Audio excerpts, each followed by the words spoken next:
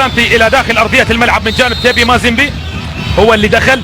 كرة تلعب داخل منطقة الجزاء ومحاورة عسية فيها الخطورة وكل الخطورة، ولكن يا سلام عليك يا مكسيم، سلام عليك يا مكسيم، انقاذ وابداع.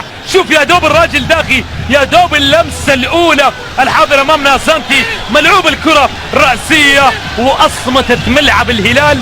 كرة تخوف بل تقلق كل مدرمان الكرة الماضية، ولكن ماكسيم يتصدى بتألق وبصورة كبيرة جدا ما شاء الله تبارك الله يا ماكسيم.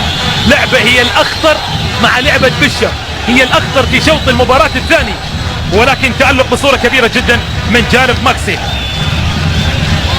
رجل سانتي دخلوا يا الله أمام سموحة هناك في مصر، ولكن العبرة في التأهل والواقع من هذه المباراة التي لم يتبقى إلا القليل وإلا لحظات قليلة على أمل التأهل. وبإذن الله تأتي صافرة الختام بل لحن الختام، وتستمر هذا الهيئان الجماهيري الموجود أمامنا، وهذه الجموع الجماهيرية التي طارت قلوبها شوقا ووجدا على التأهل ومن ثم النظر لما هو قادم.